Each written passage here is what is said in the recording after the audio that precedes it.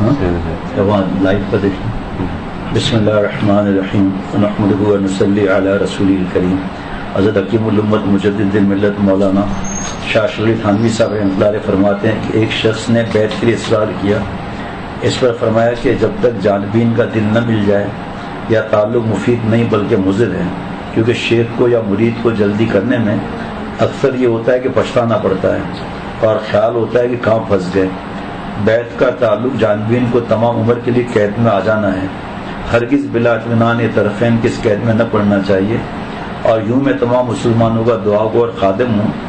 بعض لوگوں کا خیال ہے کہ تعلیم اور نفع بیعت پر موقوف ہے. دیکھیے کس طرح صاف کر دیا. نہیں، ایسا نہیں ہے جناب. یا اس میں دریغ ہوگا بلا بیعت کے. میں ایسے شخص کو رائزم اور ڈاکو سمجھتا ہوں جو بلا بیعت کے تعلیم میں طالب سے دریغ کرے. یعنی کوئی آئے پوچھنے کے میں گناہ کس طرح چھوڑوں اور وہ کیا مجھ سے بیعت نہیں ہے میں آپ کو جواب نہیں دوں گا، تو یہ خائن ہے. یہ تو جیسے ہمارے یہاں حضرت والا کے یہاں ہوتا ہے، پوچھتے بھی نہیں کہ آپ ہم سے بیعت ہیں کیا. اگر ہم جو اتنے وقت لگا رہے ہیں پوچھو. صرف خانہ ہے کہ اس سے آپ تعلق اصلاحی ہے، باقی پوچھو کسی سے. کوئی پوچھتا ہے کہ آپ کس سے بیعت ہیں، یہ صحیح نہیں ہے. بس طالب ہے یہ تھوڑا سوال جواب کر لیا، اس کے بعد ختم جناب. اور سچ عرض کرتا ہوں کہ میں کسی طالب سے دریغ نہیں کرتا.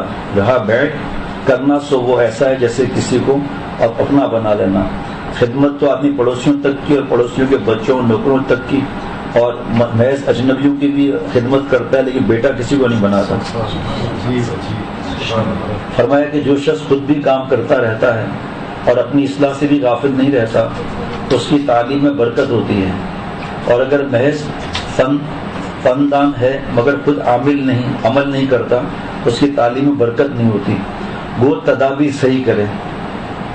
ارشاد فرمایا کہ بیعت کی ایک صورت ہوتی ہے، ایک حقیقت. اس کی صورت مطلوب نہیں، حقیقت مطلوب ہے. چنانچہ بیعت کی حقیقت ہے اعتقاد اور اعتماد جازم اپنے تعلیم کرنے والے پر جو تعلیم دے رہا ہے، اس کو یہ یقین ہو کہ یہ میرا خیر خواہ ہے اور جو مشورہ دے گا وہ میرے لیے نہایت نافع ہوگا. غرض اس پر پورا اطمینان ہو اور اپنی رائے کو اس کی تجویز اور تشخیص میں مطلق دخل نہ دے. جیسا کہ حاذق اور مشفق طبیب ڈاکٹر کے ساتھ معاملہ کیا جاتا ہے بس ویسا ہی اس کے ساتھ معاملہ کیا جائے. باقی رہی بیعت کی صورت، وہ اول معاملے میں خواص کے لیے نافع نہیں.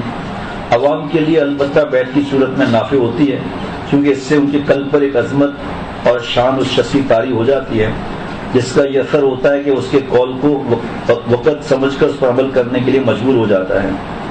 خواص کے لیے کچھ مدت کے بعد بیعت ہونا نافع ہوتی ہے، کیونکہ اس کا خاصہ یہ کہ جانبین میں ایک خلوص پیدا ہو جاتا ہے. جناب بہت سے لوگوں کا ہمارے ساتھ بھی معاملہ ہوا کہ زبردستی بیعت ہو گئے، بعد میں پھر مسائل ہوئے، غیبتیں شروع ہو گئیں. ایک بار تاخیر بیعت میں یہ مصلحت بیان فرمائی کہ امید بیعت میں طالب اپنے اصلاح کی اور مناسبت پیدا کرنے کی بہت کوشش کرتا ہے، ورنہ اگر درخواست پر فوراً بیعت کر لیا جائے تو پھر وہ بے فکر ہو جاتا ہے. کتابوں کے نام لکھے ہوئے ہیں یہاں، آپ لوگ حضرت والے کے بیان میں سنیں گے جو قرآن یا کتاب پڑھیں گے لکھا ہوگا جو بیعت کو کہے اور دل میں کوئی ایسی بات نہیں ہے فوراً بیعت کر لو، کیونکہ اگر بیعت نہیں کی تو وہ کہیں کسی غلط جگہ نہ چلا جائے، پھر ہمیں افسوس ہوگا کہ قبر پر چلا گیا. اس لیے فوراً کر لینا. اب یہ میں بیان کیسے کروں؟ فوراً بیان کے بعد کہیں گے بیعت کر لیں.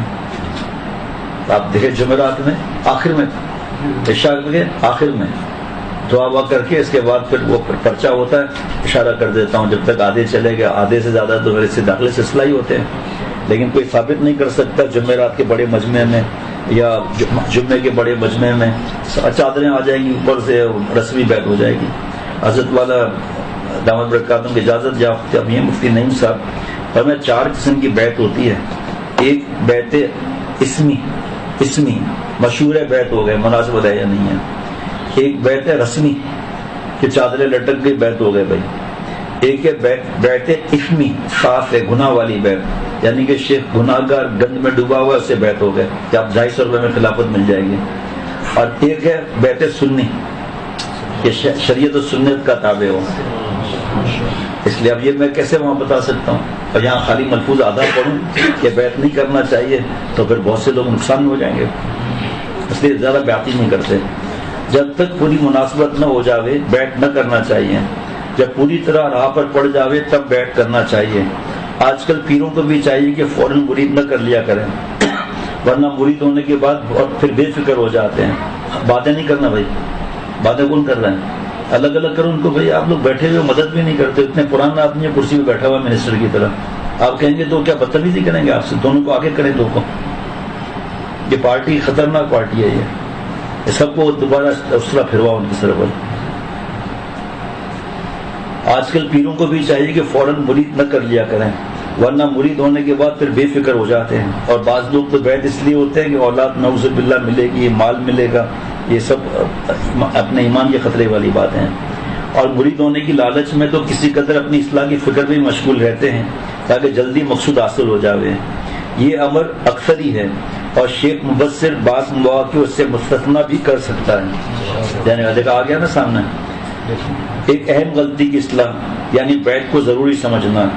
اصل چیز اس طریق میں شیخ کی محبت اور اتباع ہے، پھر اس میں بھی اساس محبت ہے۔ اتباع عادتاً اس پر مرتب ہو جاتا ہے، اس لیے کہ محبوب کے خلاف نہیں کر سکتا، محب محبوب کے خلاف نہیں کر سکتا۔ باقی رہی بیعت تو وہ محض ایک برکت کی چیز ہے، اس پر نہ تعلیم موقوف ہے اور نہ نفع، مگر آج کل کے پیروں نے اس بیعت کو لوگوں کو پھنسانے کا اچھا خاصا آلہ بنا رکھا ہے۔ اور یہ 100 سال پہلے کی بات ہے، اب کیا حالات ہیں؟ بیعت نہیں بھی ملی ہے تب بتاتے ہیں کہ ہمیں فلانی خلافت ملی ہوئی ہے۔ اللہ پاک لوگوں کے عقائد بیعت کے متعلق درجہ گناہ تک پہنچ گئے ہیں کہ اس کو فرض اور واجب سمجھتے ہیں۔ علماء اہل حق کو اس طرح متوجہ ہو کر اصلاح کرنے کی ضرورت ہے۔ جیسے اوپر بدعتوں کی اصلاح کرتے رہتے ہیں، جیسے اور بدعتوں کی اصلاح کرتے رہتے ہیں، یہ بھی تو بدعت ہے اور قابل اصلاح ہے۔ آخر فرق دونوں میں کیا ہے جناب؟ لوگوں کو ترغیب دلا کر بیعت کی طرف لانے سے نفرت۔ ایک اس بات سے مجھ کو سخت نفرت ہے کہ لوگوں کو گھیر گھار کر لایا جائے، ان کو ترغیب دے کر کرامتیں اور فضائل بیان کر کے معتقد بنایا جائے۔ مجھ کو تو ایسی باتوں سے غیرت آتی ہے، نتیجہ اس کا یہ ہوتا ہے کہ طالب مطلوب اور مطلوب طالب بن جاتا ہے جناب، شیخ جو ہے وہ طالب بن جاتا ہے جناب۔ بازاری عورتوں کا سب پیشہ ہے کہ وہ نائکہ چھٹی رہتی ہے اور وہ لوگوں کو پھانستی رہتی ہے، اور خود وہ بھی شب و روز بناؤ سنگار میں رہتی ہے تاکہ لوگ پھنسیں۔ بس یہی حالت آج کل کچھ بعض مشاہد کی یہاں ہو رہی ہے۔ مجھ کو تو الحمدللہ اس سے طبعی نفرت ہے، اور میں جمعے کے بیان میں بھی اعلان کر چکا ہوں، مجھے بھی شدید نفرت ہے اس بات سے۔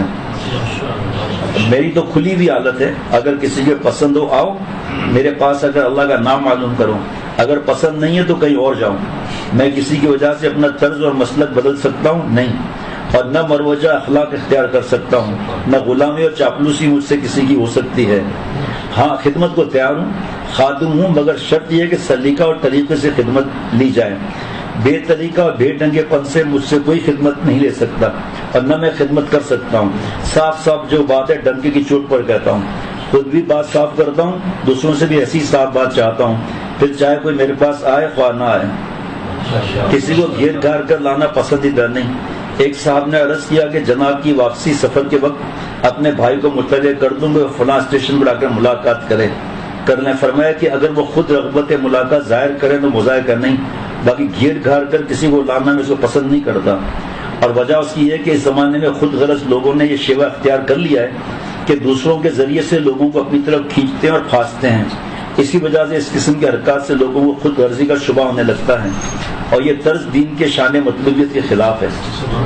اور یہی وجہ ہے کہ میں اسے باب اعتقاد میں کسی کی ترغیب کو بھی پسند نہیں کرتا، کیونکہ اس میں شبہ ہوتا ہے کہ شخص مرشد اصل میں شیخ کے کہنے سے گھیر گھار کرتا ہوگا، شیخ کا نام بدنام ہوگا نا کہ یہاں آؤ۔ میں اپنے ساتھیوں سے کہتا رہتا ہوں بس یہاں کے علاوہ کہیں مت جاؤ، یہاں پر یہ ہے وہ ہے، خائن ہے یہ شخص، یہ دوسرے کو اپنے مناسبت کے شیخ سے روک رہا ہے، وہ خیانت ہے یہ بہت بڑی۔ بس کہ ایک دفعہ لے آئے، کتابیں دے دی، کبھی میں فلاں جگہ جاتا ہوں، آپ تلاش کر رہے ہیں، آپ کو ٹھیک ہے۔ مجھ کو تو اس حضرت تھانوی رحمۃ اللہ کے ملفوظات ہیں، مجھ کو تو اس سے غیرت آتی ہے کہ لوگوں کو معتقد بنانے کی تدبیر یا ترغیب دی جائے۔ اپنے دوستوں کو بھی میری تاکید ہے وہ کبھی ایسا نہ کریں، میری بھی تاکید ہے۔ مولانا فاضل سے کہنا اس کا کلپ بنانا ہے جو آج کل ہو رہا ہے نا۔ ہاں ایک اور صورت ہے جس میں ایک مسلمان کی امداد اور ثواب بھی ہے امداد بھی ہے کہ طالب کو چند جگہوں کے نام بتائیں اور مشورہ دیا جائے کہ اپنے حالات سب جگہ لکھو، جہاں کے جوابات سے سکون اور تسلی ہو وہاں سے تعلق پیدا کر لو، یہ نہیں فرمایا وہاں بیٹھ کر لو۔ سب سے بدتر حرکت زبردستی معتقد بنانا، سب سے بدتر حرکت میرے نزدیک یہ حرکت ہے کہ لوگوں کو بھولا پھسلا کر کسی کا معتقد بنا کر لایا جائے۔ ایک مولوی کو اس بات میں بڑا غلو ہے، انہوں نے مجھ سے کہا تھا کہ اس سے لوگوں کو صحیح راستے کی طرف ہدایت ہو جائے تو کیا حرج ہے۔ میں نے کہا حضرت مجدد نے، نیت تو بری نہیں مگر عقل سے کام لینے کی ضرورت ہے۔ عقل سلیم کے روح سے اس کا بہترین طریق یہ ہے کہ 5-6 بزرگ کا نام لے دیا کرو، ایک میں ضد مت کرو، اس کے خلاف میں بہت مفاسد ہیں۔ آگے یہ سوال رہا کہ ان 5-6 میں انتخاب کا معیار کیا ہے، تو اس بارے میں یہ مشورہ دیا کرتا ہوں ان سب جگہ وہ اپنے حالات لکھ کر اصلاح کا سوال کرے، جہاں سے اس کے مذاق کے موافق تسلی بخش جواب آئے وہاں رجوع کرے۔ اور یہ بھی فرمایا تھا جہاں یہ لکھا ہوا کہ ان کا طریق بتائے جو شریعت سنت پہ عمل کرنے والا ہو، بس یہ طریق اس سے بدرجہ احسن ہے۔ ایک شخص کا نام لے کر اس سے تعلق رکھنے کی ترغیب دی جائے، اور صاحب اپنا اپنا ذوق ہے، مجھ کو تو ایسی ترغیب سے غیرت معلوم ہوتی ہے، اور یہ امور میرے ذوقی اور فطری ہیں، میں مجبور ہوں، اگر کسی دوسرے کو اس کا احساس نہیں تو یہ جدا بات ہے۔ جناب، عمرہ کو مرید کرنا بیکار ہے، ایک تو امیر مٹے ہوئے اور ایک ہے دماغ میں بھائی جگہ بغیر کا دے دو، اب یہ بیچ میں یا میری آواز یہ آ جائے گی جگہ دینے کی، اتنی جگہ ہے کہ 50 لوگ یہاں آ سکتے ہیں، بس ختم ہو رہا ہے، پھر دستخط کرانے والے ہوشیار رہیں۔ عمرہ کو مرید کرنا بیکار ہے، کیونکہ مرید ایسے شخص کو کرے جس کو کم از کم یہ تو کہہ سکے کہ یہ تیری حرکت بڑی نالائق یا تو نالائق ہے۔ عمرہ کو اس کہنے کی بھی ہمت نہیں ہوتی۔ حضرت یہاں کم از کم 1 گھنٹے کا بیان ہو سکتا ہے حضرت تھانوی رحمۃ اللہ علیہ اور سب کا، کہ کس طرح عمرہ مٹے رہتے تھے، کس طرح ان کو ڈانٹتے تھے، اس کو ڈانٹتے تھے جس کے بارے میں پتہ ہے، جیسے نواب کیسر صاحب رحمۃ اللہ واقعی نواب تھے، لیکن 2-3 بزرگوں کی خلافت تھی، آپ دیکھتے آپ کہتے فرشتہ بیٹھا ہوا ہے، کوئی نوری نور کا اعلیٰ سمجھا گیا۔ آج اس وقت کی آخری بات، بیعت ہونے کے بعد جن چیزوں پر روک ٹوک زیادہ ضروری ہے وہ اس قسم کی ہے: تکبر، حقوق العباد میں ڈنڈی مارنا، حسد، بغض، فساد آپس میں وغیرہ، مگر آج کل ان امور سے مطلق روک ٹوک نہیں، حالانکہ پہلے زمانے میں مشائخ کو اول اسی کام کا زیادہ اہتمام تھا۔ وظائف تو سال کے بعد تعلیم کرتے تھے، اور یہی نہیں کہ میں زبان سے ان امور پر روک ٹوک کرتے تھے بلکہ تدبیروں سے نمراض کا قلب سے نکال دیتے تھے۔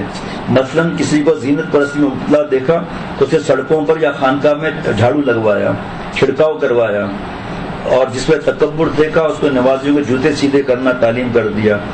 افعال تواضع میں خاصیت ہے کہ ان سے قلب میں تواضع پیدا ہوتی ہے۔ اب یہاں میں نے اس دن بھی بتا رہا تھا، 2-3 دن سے کچھ لوگوں کو ڈانٹا، وہ دعائیں دیتے ہوئے گئے، اور نیا بیچارہ ہو کہے گا دیکھو بھائی ڈانٹ پڑ رہی ہے، اس کو لے بھائی۔